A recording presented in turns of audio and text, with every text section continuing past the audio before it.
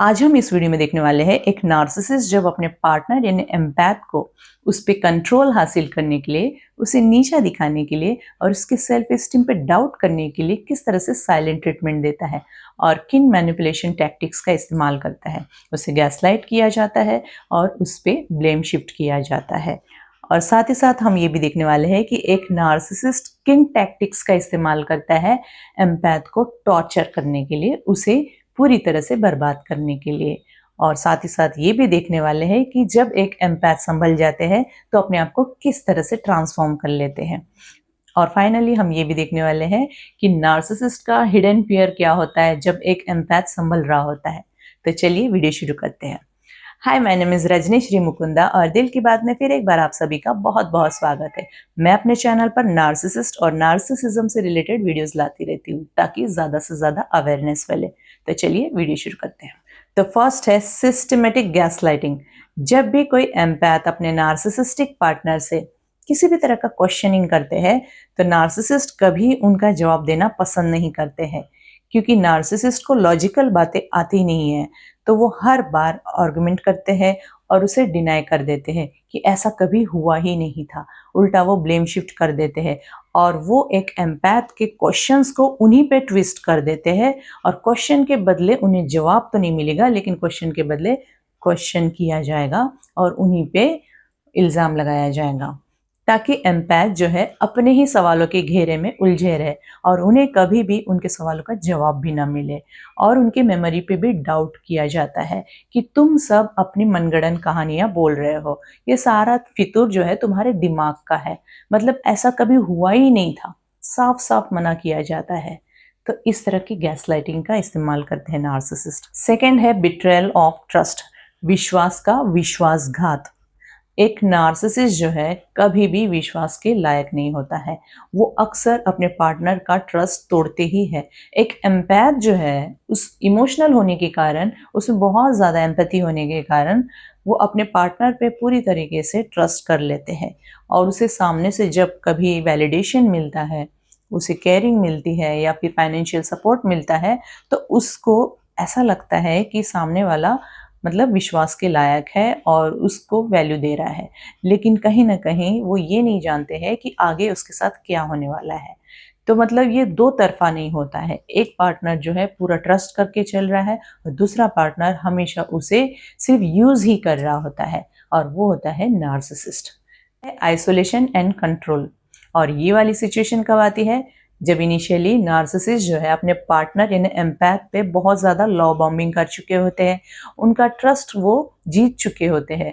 मतलब कहीं न कहीं वो बहुत ज़्यादा केयरिंग दिख रहे थे, हेल्पफुल दिख रहे थे, फाइनेंशियली बहुत ज़्यादा हेल्प कर रहे थे। तो इन सारी चीज़ों की वजह से एक एम्पैथ जो है अपने पार्टनर पे पूरा भरोसा कर लेते हैं और इसके बाद जब नार्सिसिस्ट को अपने पार्टनर को सज़ा देनी होती है तो उसे आइसोलेट किया जाता है। आइसोलेट करना मतलब उसे साइलेंट ट्रीटमेंट देके बिल्कुल उससे कम बात करना या फिर ना बात करना, या फिर वो जो जहाँ कहीं पे भी रहते हैं उनकी जगह से हट के वो कहीं दूसरे रूम में सोने की कोशिश करेंगे या फिर कॉल्स अटेंड नहीं करेंगे। तो इस तरीके से वो आइसोलेट करना स्टार्ट कर देते हैं, क्योंकि ये एक तरह की सज़ा है। एम्पैथ को यदि इस तरह की सज़ा वो देते रहेंगे तो उन पे कंट्रोल बना रहेगा, क्योंकि वो पूरी तरीके से अब डिपेंड है अपने पार्टनर यानी नार्सिसिस्टिक पार्टनर पे। मतलब अब जब भी चाहे तो वो उसे डरा सकता है कि यदि तुम मुझे कुछ क्वेश्चनिंग करती हो या फिर मेरे साथ उल्टी सीधी बातें करती हो तो मैं तुम्हें ये सज़ा दूंगा, तुम्हें आइसोलेट कर दूंगा, तुम्हें मैं साइलेंट ट्रीटमेंट दूंगा ताकि तुम अपने आप में भुगतती रहो और मुझे इस तरह का टॉर्चर ना करो, तुम मुझे परेशान नहीं कर सकते हो। तो एक तरह का ये साइलेंट वार्निंग रहती है नार्सिसिस्ट की तरफ से। यदि तुमने मुझे कुछ क्वेश्चन किया या फिर मुझे मेरे कंफर्ट जोन के लिए कुछ पूछा तो फिर मैं तुम्हें सजा दूंगा। तो इस तरह से एक नार्सिसिस्ट जो है अपने पार्टनर की नीड्स और उसके लव अफेक्शन से वंचित कर देते हैं ताकि उन पे कंट्रोल हासिल कर सके, और उन्हें साइलेंट ट्रीटमेंट देके उन्हें पनिशमेंट दिया जाता है। थर्ड है प्रोजेक्शन एंड ब्लेम। तो नार्सिसिस्ट कभी भी अपने पे किसी भी तरह की रिस्पॉन्सिबिलिटी या अकाउंटेबिलिटी नहीं लेना चाहते हैं। वो हर बात जो है एम्पैथ पे डाल देते हैं। मतलब फैमिली से रिलेटेड हो, बच्चों से रिलेटेड हो, चाहे कुछ भी हो, लेकिन वो जो है अपनी लाइफ को एक फ्रीडम वाली लाइफ की तरह जीना चाहते हैं। उन्हें ये सारी चीज़ों में उलझना नहीं होता है। वो हर तरह के टेंशन से दूर रहने के लिए हमेशा एक ही बहाना बताते हैं कि हमें ऑफिस जाना होता है, ऑफिस को हैंडल करना होता है, लोगों को हैंडल करना होता है। हम बाहर का देख रहे हैं, बाहर के लोगों को हैंडल कर रहे हैं। अगर हम ऑफिस में फ्री माइंड से नहीं जाएंगे तो फिर हम कमाएंगे नहीं। हम कमाएंगे नहीं तो तुम खाएंगे क्या? हम इतना कर रहे हैं, हम धूप में जा रहे हैं, हम लोगों से डील कर रहे हैं, हम स्ट्रगल कर रहे हैं, हम ला रहे हैं तभी तो तुम खा रहे हो। तो ये सारी चीज़ें जो है, अगर आज आपका नार्सिसिस्टिक पार्टनर नहीं बोल रहा है तो आगे जाके ज़रूर बोलेगा, क्योंकि नार्सिसिस्ट का यही पैटर्न होता है। अब जब एक नार्सिसिस्ट को ये सारी रिस्पॉन्सिबिलिटी एम्पैथ पे डालनी होती है तो वो अक्सर पहले ब्लेम करते हैं उन्हें कि तुम कितनी इर्रेस्पॉन्सिबल हो, घर से रिलेटेड तुम्हें कोई बात देखनी ही नहीं है, और औरतों को देखो और लोगों को देखो तो वो लोग कैसे कर रहे हैं, तुम्हें तो कुछ करना ही नहीं है, घर पे आराम करना है और कोई रिस्पॉन्सिबिलिटी उठानी ही नहीं है, मैं कितना करता हूँ या मैं कितनी करती हूँ। तो ये सारी चीज़ें जो है ब्लेम शिफ्ट करने के बाद खुद को मतलब विक्टिम, एज अ विक्टिम वो लोग शो करते हैं कि उनकी कोई गलती थी ही नहीं, गलती आप में है। फिफ्थ है टारगेटिंग सेल्फ एस्टीम। नार्सिसिस्ट अक्सर एम्पैथ के सेल्फ एस्टीम को टारगेट करता है। वो अक्सर उसे अनइम्पॉर्टेंट जताते हैं कि तुम में ऐसी कोई बात ही नहीं है, तुम मेरे लिए इतने इम्पोर्टेंट नहीं हो, मतलब इस घर का सब करता धरता तो मैं ही हूँ, तुम कर क्या रहे हो सिवाय खाना बनाने के, सिवाय बच्चे पैदा करने के, तुम्हें आता ही क्या है। वो इस तरह की बातें करता है ताकि वो उसे एक तरह से उकसाया जाए। जब आपको कोई इस तरह से बोलते हैं तो आप ताव ताव में आके, मतलब गुस्से में आके बहुत सी चीज़ें करने निकल जाते हो। तो ये नार्सिसिस्ट का एक टैक्टिक होता है, सामने वाले को बहुत ज़्यादा उकसाना और उससे वो काम करवा लेना, क्योंकि इतने इंसल्ट्स और इतना क्रिटिसिज्म कौन बर्दाश्त करेगा। और लेकिन ये सारी चीज़ें जो है वो प्राइवेटली करता है, मतलब चार दीवारी के अंदर। हाँ, पब्लिकली वो आपको बहुत रेस्पेक्ट देगा, बहुत अच्छे से मीठी मीठी प्यारी प्यारी बातें करेगा। तो चलिए अब देखते हैं कि transformation of an empath. Empath का ट्रांसफॉर्मेशन कैसा होता है जब वो नार्सिसिस्ट के इन सारे टैक्टिक्स को समझ जाती है और उसे डील करना सीख जाते हैं। तो चलिए देखते हैं। तो फर्स्ट है शी स्टॉप्स रिएक्टिंग। जब एक एम्पैथ अपने नार्सिसिस्टिक पार्टनर की किसी भी तरह की बातों पे ओवर रिएक्ट करना बंद कर देते हैं या फिर उसे बहुत ज़्यादा कैलकुलेटेड वर्ड्स में ही आंसर करते हैं, हो सकता है कि वो ग्रे रॉक टेक्निक का इस्तेमाल कर रहे हो, तो वो उन चीज़ों की वजह से वो बच जाते हैं। क्योंकि जब भी कोई एम्पैथ अपने पार्टनर या नार्सिसिस्टिक पार्टनर को ओवर रिएक्ट कर देते हैं तो नार्सिसिस्टिक बिहेवियर को बूस्ट मिलता है। और नार्सिसिस्ट को क्या चाहिए? रिएक्शन। वो रिएक्शन का भूखा होता है। वो रिएक्शन आपके तरफ से निकलने के लिए ही वो कई सारे पैंतरों का इस्तेमाल करते हैं। मतलब जो चीज़ें, अगर उन्हें घर साइलेंट लग रहा है, कोई कुछ बोल नहीं रहा है, कोई ड्रामा क्रिएट नहीं हो रहा है, तो वो खुद से सीन क्रिएट करने के लिए कुछ ना कुछ ऐसी चीज़ें आपके सामने ला देंगे कि आप जो है उन चीज़ों पे ट्रिगर हो जाओ और उस पर क्वेश्चनिंग करो। आप फिर क्वेश्चनिंग करने के बाद आपको उस तरह का जब रिप्लाई नहीं मिलता है तब आप ट्रिगर हो जाते हो, फिर आप रिएक्ट करना स्टार्ट कर देते हो।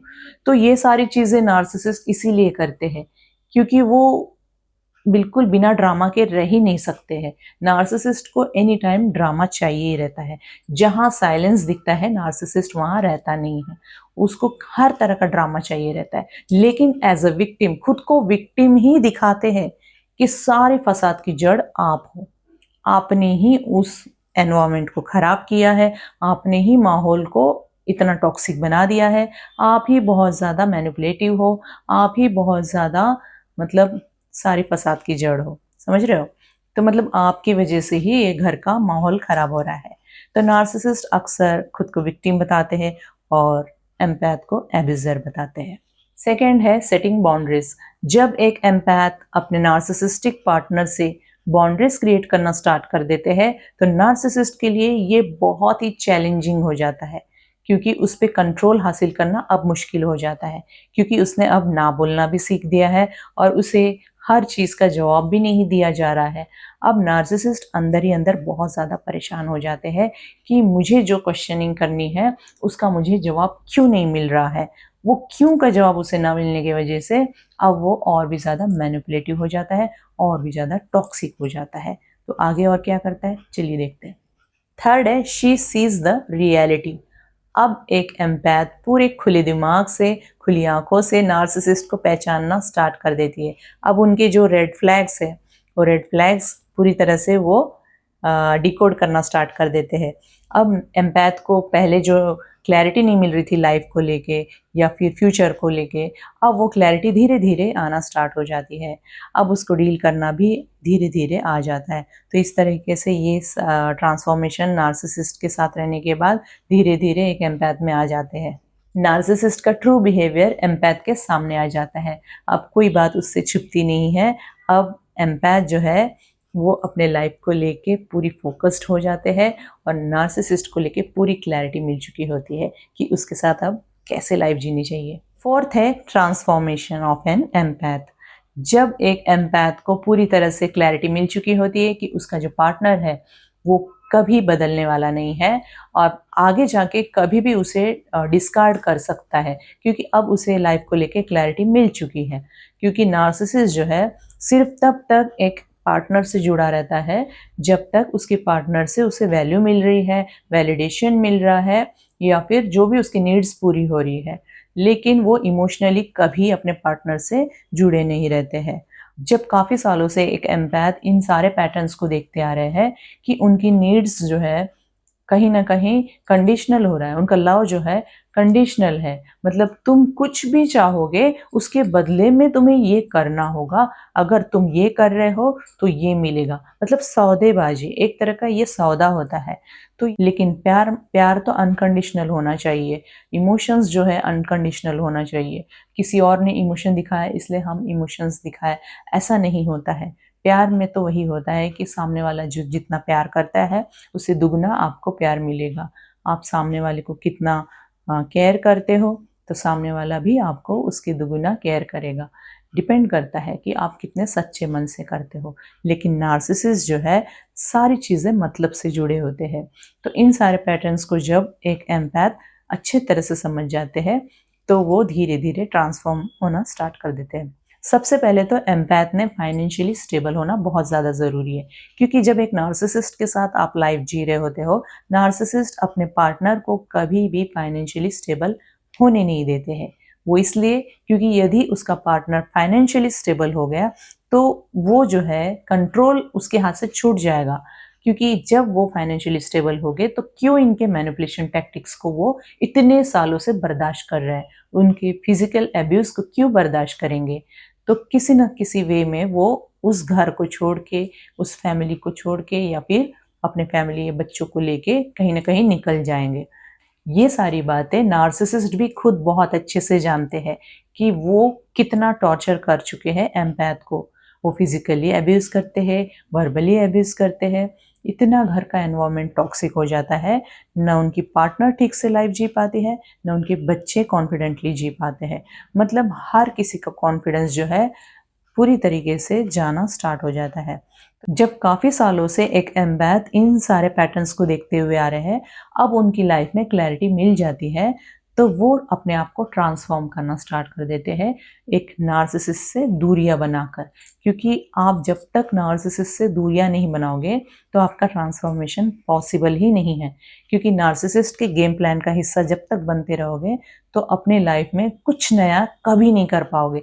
आपने नोटिस किया होगा, जब भी आपने कोई नई चीज़ करने की कोशिश की, हो सकता है आपके स्किल बेस पे आप अर्निंग करने की सोच रहे थे, तो नार्सिसिस्ट अक्सर आपको कुछ दिन वो नोटिस करता है, पहले तो वो इनकार करते हैं, करने ही नहीं देंगे। जब भी आपने कुछ भी कहा होगा कि मुझे मान लीजिए डांस सीखना है, एग्ज़ाम्पल दे रही हूँ, तो वो सबसे पहले मना करेंगे कि तुम्हें क्या ज़रूरत है इस एज में डांस सीखने की?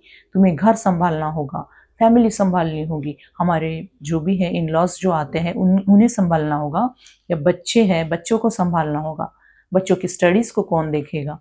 तो इस तरह की बातें करेंगे। मान लीजिए आपने कहा मुझे जॉब करना है, तो वो उस टाइम पे भी आपको फाइनेंशियली स्टेबल नहीं होने देते। वो उस वक़्त भी आपको यही कहेंगे कि आपको कोई ज़रूरत नहीं है। हम हैं ना कमाने के लिए, हम बैठे हैं ना, तुम बाहर जाके क्या करोगे? फिर बच्चों को कौन देखेगा?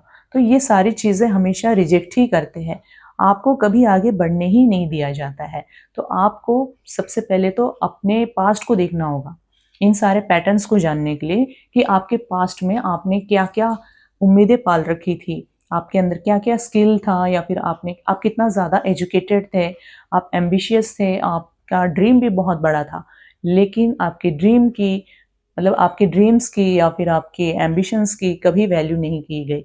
लेकिन जब उसे पता होता है कि उसे डिस्कार्ड करना है, अगर खास तौर से वो कोवर्ट नार्सिसिस्ट है, तो सबसे पहले वो अपनी इमेज को साफ-सुथरी रखने के लिए, ताकि जब भी डिस्कार्ड करेगा तो ज़माना उसे भी बुरा कह सकता है। तो अपनी इमेज को साफ रखने के लिए वो कुछ न कुछ ऐसा काम करने की कोशिश करते हैं, मतलब एम्पैथ के लिए कुछ ऐसे हेल्प करने की कोशिश करते हैं ताकि डिस्कार्ड भी करे लेकिन ज़माना ये कहे कि वाह! कितना अच्छा पार्टनर मिला है। डिस्कार्ड तो कर दिया लेकिन उसके लिए भी बहुत कुछ अच्छा-अच्छा करके गया है। मान लीजिए वो आपको कोई वर्क पे ही लगा देंगे या फाइनेंशियली कुछ हेल्प कर देंगे कि तुम अपना बिज़नेस स्टार्ट कर लो। कुछ इस तरह का हेल्प कर देते हैं। क्योंकि जब ऐसा करते हैं ना, तो वो समाज जो है ये चीज़ें देखता है। आपके चार दीवारी में क्या हो रहा है ये किसी को नहीं पता होता है। लेकिन समाज को यही दिखता है कि उसने फाइनेंशियली तुम्हारे लिए जो हेल्प की है, वो तुम्हारे फ्यूचर में क्या काम आ रहा है।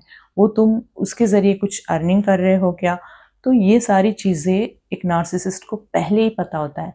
जो इतने साल गुज़र गए हैं, इतने सालों में उसने कभी नहीं किया।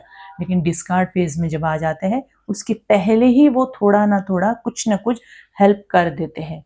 अब ये उसकी अच्छाई वो दिखाना चाहते हैं, इसलिए करते हैं। क्योंकि यदि करना ही होता है किसी इंसान को, तो जब शुरुआत से तुम स्ट्रगल कर रहे थे, शुरुआत से उनके सामने गिड़गिड़ा रहे थे, बोल रहे थे, उम्मीदें कर रहे थे, तो तब उसने क्यों नहीं किया? तो इन चीज़ों को भी आप क्वेश्चनिंग करो। जब तक आप खुद से क्वेश्चनिंग नहीं करोगे, आपके सवाल आप खुद से कीजिए, फिर आपको एक-एक जवाब आपकी अंतरात्मा देगी कि ऐसा क्यों हुआ होगा, ऐसा क्यों हुआ होगा? तो फिर आप क्लियर हो जाओगे। मतलब फिर डाउट नहीं रहेगा, इन फ्यूचर आपको कभी रिग्रेट नहीं होगा कि मैंने कुछ गलती की थी, यार मुझ में ही गलती थी। ऐसा नहीं होता है। नार्सिसिस्ट के साथ जब लाइफ जी रहे होते हो, तो ये सब भ्रम में ही जी रहे होते हो। आप उम्र के काफ़ी साल बीत जाने के बाद आपका भ्रम टूटता है, फिर आपको क्लैरिटी मिलना स्टार्ट हो जाती है, तब जाके आप लाइफ को एक अच्छी मतलब ट्रैक पे चलना स्टार्ट कर देते हो। तो चलिए अब देखते हैं कि नार्सिसिस्ट का हिडन फियर क्या होता है एम्पैथ को हर्ट करने के बाद। तो फर्स्ट है लॉस ऑफ यूटिलिटी। तो नार्सिसिस्ट को अक्सर इस बात का डर होता है कि कहाँ उसका कंफर्ट उससे छीन जाएगा। अगर उसके पार्टनर से कंट्रोल छीन गया, अगर उसके पार्टनर उसको छोड़ के चले गए, तो फिर वो किसे मैनिपुलेट करेंगे, किस पे कंट्रोल हासिल करेंगे, और हो सकता है कि उसका पार्टनर जो है बाहर जाके उसकी बदनामी भी करे। तो इन चीज़ों का डर अक्सर एक नार्सिसिस्ट को होता ही है, और अक्सर उसे ये भी लगता है कि उसकी केयर टेकिंग कौन करेगा अब, क्योंकि अब तक एक एम्पैथ जो है जितना भी मैनिपुलेटिंग लाइफ जी रहे थे, जितने भी टॉक्सिक लाइफ को जी रहे थे, उसके बावजूद वो अपने नार्सिसिस्टिक पार्टनर की केयर ज़रूर कर रहे थे और उन्हें कंफर्ट भी दे रहे थे। कुछ केसेस में ऐसा होता है कि नार्सिसिस्ट के जो पार्टनर होते हैं वो खुद भी फाइनेंशियली स्टेबल होते हैं। कुछ केसेस में जो खुद भी फाइनेंशियली सपोर्ट कर रहे होते हैं अपने पार्टनर को। तो ऐसे केसेस में नार्सिसिस्ट को ये भी डर होता है कि अब ये जो सपोर्ट है मुझे नहीं मिलेगा, मतलब अब मैं आगे क्या कर सकता हूँ। तो इन चीज़ों का डर एक नार्सिसिस्ट को होता है। सेकेंड है एक्सपोजर ऑफ ट्रूथ। नार्सिसिस्ट अक्सर डर जाते हैं कि कहाँ उनके पार्टनर जो है समाज में जाकर उनकी रियल नेचर के बारे में सबको बता देंगे, और कहाँ उनका जो मुखौटा है उतर जाएगा और उनका ट्रू नेचर सबके सामने आ जाएगा, और वो अपने बहुत ही केयरफुली बनाए हुए रेपुटेशन के लिए बहुत ज़्यादा चिंतित हो जाते हैं, कहाँ उनका रेपुटेशन खराब हो जाएगा। तो नार्सिसिस्ट का ये डर तो बनता ही है। नार्सिसिस्ट हमेशा हर जगह एक ही चीज़ कहते हुए दिखेंगे कि मेरी इज्जत को मत उछालो, मेरी इज्जत बदनाम मत करो, मेरा नाम मत खराब करो। तो ये नार्सिसिस्ट का कॉमन डायलॉग होता है। जहाँ कहीं भी नार्सिसिस्ट होंगे, वो अक्सर अपने इमेज को लेके बहुत ज़्यादा कॉन्शियस होते हैं। चाहे चार दीवारी में कितनी हैवानियत के साथ अपने पार्टनर के साथ उसने डील किया होगा, लेकिन वो चाहता है कि जो एक प्रॉपर और एक परफेक्ट इमेज उसने बना रखी है समाज में, उसका मुखौटा कभी ना उतरे, क्योंकि उसका मुखौटा जिस दिन उतर जाएगा तो उस दिन उसका खेल खत्म हो जाएगा। इसलिए वो एम्पैथ से यही एक्सपेक्ट करता है कि वो जो है बाहर जाके उसकी कोई बात ना बताए, या वो जैसा है उसको वैसा ही रहने दे, मतलब उसकी इमेज ना खराब करे। तो नार्सिसिस्ट का डर तो बनता ही है। तो यहाँ पे नार्सिसिस्ट का ये बिगेस्ट फियर होता है। थर्ड है being replaced by someone better. Narcissist खुद तो चीट करते हैं, खुद तो धोखा देते हैं अपने पार्टनर को, लेकिन उनको डर भी बहुत रहता है कि यदि वो अपने फ्यूचर में किसी पार्टनर के साथ एंगेज हो जाएंगे, उनसे भी बेहतर पार्टनर लेके वो अच्छी लाइफ जिएंगे, तो फिर उनका क्या होगा। नार्सिसिस्ट को ये डर हमेशा सताता है कि मैं जैसा किया हूँ उसके बावजूद भी ये पूरी तरह से मुझ पे ही डिपेंड रहे, इमोशनली, फाइनेंशियली, हर तरीके से। क्योंकि नार्सिसिस्ट जो है हमेशा वैलिडेशन के भूखे होते हैं और वो हारा हुआ महसूस नहीं करना चाहते हैं। नार्सिसिस्ट कभी हार नहीं मानना चाहते हैं, इवन आफ्टर वो डिस्कार्ड भी कर चुके होते हैं, वो होरिंग के जरिए, लव बॉम्बिंग के जरिए फिर से कोशिश करेंगे उसके जो एक्स पार्टनर है उनको अपने लाइफ में वापस से खींचने की कोशिश करेंगे। मतलब तब ये जताया जाएगा कि हम जिस पार्टनर के साथ रह रहे हैं वो जो है वो उन्हें बहुत टॉर्चर कर रहे हैं, या फिर उनके साथ वो खुश नहीं है। जितना खुश वो आपके साथ महसूस करते थे उसमें कुछ परसेंट भी नहीं है, वो आपके सामने कुछ भी नहीं है। मतलब ये जो चीज़ है वो कहीं ना कहीं ये दिखाता है कि नार्सिसिस्ट कभी खुश नहीं रह सकता। नार्सिसिस्ट किसी एक पर्सन के साथ कभी हैप्पी रह ही नहीं सकता।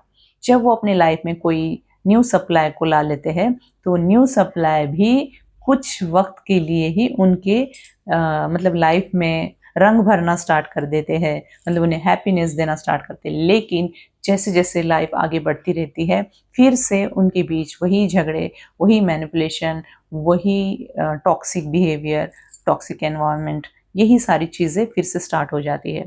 तो कहीं ना कहीं उसकी भी लाइफ वैसे ही हो जाती है। तब उसको ऐसा लगता है कि सामने वाला पार्टनर जो है मुझे फिर कंट्रोल करने के लिए देख रहे हैं। लेकिन ये जो न्यू सप्लाई है ये आपकी तरह बिल्कुल नहीं होते हैं। ये आपने बर्दाश्त किया है क्योंकि उनके साथ काफ़ी साल आप ज़िंदगी जी चुके हो, आपके बच्चे उनके साथ हैं, तो कहीं ना कहीं आप उनके इमोशनल अटैचमेंट में थे, जिस वजह से आपने कुछ चीज़ों को बहुत इग्नोर कर दिया था। लेकिन न्यू सप्लाई जो है वो बिल्कुल भी, मतलब स्टार्टिंग के लेवल में ही समझ जाते हैं कि नहीं, यहाँ कुछ तो गड़बड़ है, रेड फ्लैग वो बहुत जल्दी पकड़ लेते हैं। मतलब ऑलरेडी लाइफ वो खुद भी जी चुके होते हैं इतनी, तो लाइफ को लेके उन्हें भी बहुत सी चीज़ें पता होती है, प्रैक्टिकल लाइफ जीना उन्हें भी आता है, तो रेड फ्लैग्स तो वो भी बहुत अच्छे से आइडेंटिफाई कर सकते हैं। तो वो जब इग्नोर करना स्टार्ट कर देते हैं नार्सिसिस्ट को, तब नार्सिसिस्ट को पहचान में आ जाता है कि हम इतने सालों की ज़िंदगी जब जब इन पार्टनर के साथ जी रहे थे, एक्स पार्टनर के साथ, तब इतनी प्रॉब्लम कभी नहीं आई। लेकिन इनिशियली मतलब कुछ ही दिन हुए, अभी से ही मुझे इन सारे प्रॉब्लम्स को देखना पड़ रहा है।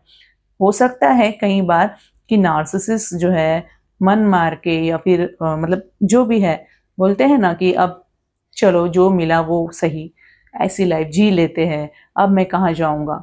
तो वो उसके जो मैनिपुलेशन टैक्टिक को वो बर्दाश्त कर लेते हैं। तो कहीं न कहीं न्यू सप्लाई जो है अब नार्सिसिस्ट पे बहुत ज़्यादा हावी होना स्टार्ट हो जाते हैं। अब नार्सिसिस्ट करेगा क्या? अब उसको लगेगा कि मेरा जो पार्टनर था, मतलब एक्स पार्टनर, वो तो जा चुका है, लेकिन ये जो है अब इसके साथ ही मुझे लाइफ जीनी है, वरना मैं करूँगा क्या? लेकिन वो इनके साथ रह के भी फिर न्यू टारगेट की ओर, न्यू पार्टनर की ओर वो मतलब सर्च में रहते हैं। उनका कभी एक से मन नहीं भरेगा। वो यहाँ ढूँढेंगे, वहाँ ढूँढेंगे, जहाँ हैप्पीनेस मिली वहाँ ढूँढेंगे। लेकिन नार्सिसिस्ट मतलब एंड मोमेंट तक के अपने हैप्पीनेस के लिए स्ट्रगल करते रहते हैं। जो चीज़ उसे लाइफ में मिली है, उसमें हैप्पीनेस कभी नहीं मनाता है नार्सिसिस्ट। वो हमेशा ऐसा लगता है मैं ज़्यादा डिज़र्व करता हूँ या करती हूँ। मतलब वो कभी भी अपनी लाइफ में खुश नहीं रह सकते हैं। तो वो बहुत अति पाने की कोशिश में अति गँवा देते हैं। और फिर कोशिश करते हैं कि अपने जो एक्स पार्टनर की लाइफ में फिर वापस चले जाए। मतलब यहाँ तो रहेंगे एंगेज, लेकिन वहाँ पे भी एंगेज रहने की कोशिश करेंगे। वो अपने बच्चों के बारे में पूछताछ करेंगे, उनकी लाइफ के बारे में पूछेंगे कि तुम अभी लाइफ में कैसी हो, तुम मूव ऑन कर गए क्या, तुम्हारी लाइफ में कोई न्यू आए हैं क्या, तुम्हारी लाइफ कैसी चल रही है।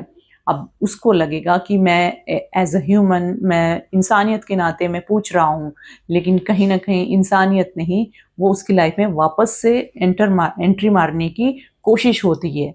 तो वो नार्सिसिस्ट ऐसा भी करते हैं, लेकिन उनके इस बिहेवियर को रेड फ्लैग ही समझिएगा, क्योंकि ये रेड फ्लैग होता है। कहीं ना कहीं वो दोनों हाथों को मक्खन में रखना चाहता है, मतलब यहाँ से भी खाओ मैं वहां से भी खाओ। तो ये आप कभी मूव ऑन कर ही नहीं पाओगे। आप अपनी लाइफ में कुछ भी गोल्स अचीव करना चाहते हो, ड्रीम्स है आपके, तो वो फिर से आप वहां पे भी ब्लैंक हो जाओगे। आप कभी भी अपने टारगेट को देख ही नहीं पाओगे, लाइफ में आपको करना क्या है क्लैरिटी मिल ही नहीं पाएगी अगर आप फिर से इसी लाइफ में एंगेज रहोगे उसकी बातों से। वो थोड़ा ना थोड़ा आपको लालच भी दिखाने की कोशिश करेंगे, मैं तुम्हारे लिए ये कर दूंगा, तुम्हारे लिए वो कर दूंगा, लेकिन इसके बदले में वो चाहते हैं, एक चीज कभी मत भूलिएगा, यदि वो कुछ हेल्प भी कर रहे होते हैं तो उसके बदले में उसको कुछ चाहिए रहता है। ठीक है, तुम्हारा टाइम चाहिए रहेगा या फिर तुम्हारी जरूरत रहेगी उसे, ये याद रखिएगा। अब आप अगर इमोशनली जुड़ जाते हो, नहीं ये तो मेरा पार्टनर है, मेरा पार्टनर था, चलो कोई मिसअंडरस्टैंडिंग हुई होगी, हम इसे छोड़ दिए थे, लेकिन अब वो वहां खुश नहीं है, क्योंकि वो बोलते ना लॉन्ग टर्म ट्रॉमा बॉन्डिंग जो होती है, उस वजह से आप वहां स्टक रह जाते हो उसी टॉक्सिक रिलेशनशिप में। वो सामने से आ रहा है, माफी मांग रहा है, पैर पड़ रहा है, आंसू बहा रहा है, बच्चों को लेके इमोशनल हो रहा है। तो एम्पैथ में तो बहुत ज़्यादा एम्पैथी होती ही है। तो आप भावनाओं में बह के अपनी लाइफ की जो पवित्र गंगा है उसके हवाले मत करो। अपनी लाइफ में अपनी लाइफ को एंजॉय करो, अपनी लाइफ को एक नए सिरे से स्टार्ट करके बहुत सारे चेंजेस करने हैं, बहुत सारा स्ट्रगल करना तो पड़ेगा ही, क्योंकि लाइफ में आगे जो बढ़ना है। तो इन सारी चीज़ों को याद रखिएगा। नार्सिसिस्ट जब आपको पीछे पलट के आपसे फिर से वही चीज़ें दोहराने की कोशिश करते हैं, तो इसे रेड फ्लैग मानिएगा।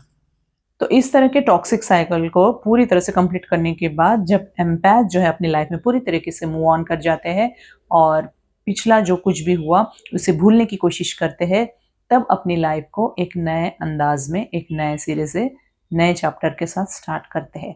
अदरवाइज वो इसी लाइफ में स्टक रह जाएंगे और यही खेल उनकी लाइफ में हमेशा चलता रहेगा। और नार्सिसिस्ट के लिए भी यही ठीक है कि जो लाइफ अब उसने एक्सेप्ट की है उसी के साथ वो आगे बढ़े, ना कि वो अपने पार्टनर को फिर से अपनी लाइफ में बाहर खींच के फिर उसके बाद फिर से उन्हीं टैक्टिक्स को आजमा के उनकी लाइफ को फिर से स्पॉइल करने की कोशिश करे। मतलब जब वो मूव ऑन कर गया है, वो किसी न्यू पार्टनर को ढूंढ लिया है, तब उसने ये कोशिश नहीं करनी चाहिए कि उसके पार्टनर की लाइफ, मतलब एक्स पार्टनर की लाइफ उसकी अपनी लाइफ रहेंगी, उसको अपनी लाइफ में वापस से खींच के या उसे इमोशनली ब्लैकमेल करके उसे अपनी लाइफ में रोक के रखने की कोशिश नहीं करनी चाहिए। लेकिन नार्सिसिस्ट करते हैं। अब ये मैं किसे बता रही हूँ, नहीं करनी चाहिए, वो तो नार्सिसिस्ट है, वो तो करेगा ही। लेकिन एक एम्पैथ तो समझदार होनी चाहिए, एम्पैथ को अपनी लाइफ की वैल्यू समझ में आनी चाहिए। तो एम्पैथ ने क्या करना चाहिए, फोकस सिर्फ और सिर्फ अपने लाइफ के गोल्स पे रखना चाहिए। ठीक है, तो इसी के साथ हमारा ये वीडियो यहीं एंड करते हैं। लेकिन जाने से पहले एक चीज़ ज़रूर कहना चाहूँगी, अगर आप मेरे चैनल पे न्यू हो तो जाने से पहले आप मेरे चैनल को ज़रूर सब्सक्राइब कीजिएगा, और हाँ, जाते जाते एक हाइप ज़रूर करते जाइएगा, ताकि आप ही के जैसे लोगों को ये वीडियो मिले। क्योंकि अगर आप एक हाइप करते हो तो वीडियो को बूस्ट मिलता है, तो इसी तरह के कुछ लोगों तक ये वीडियो और भी पहुँच सकता है। तो चलिए, और हाँ, अगर आपको कोई भी आपके क्वेश्चंस है या फिर कुछ भी मैटर पे बात करनी है, आप अपनी लाइफ की स्टोरी शेयर करना चाहते हो, तो कमेंट सेक्शन में ज़रूर शेयर कीजिएगा। और भी लोग इसे रीड करते हैं और उन्हें भी मोटिवेशन मिलता है, तो ये काम आप कर सकते हो। तो चलिए फिर मिलते हैं हमारे नेक्स्ट वीडियो में। Till then, bye bye.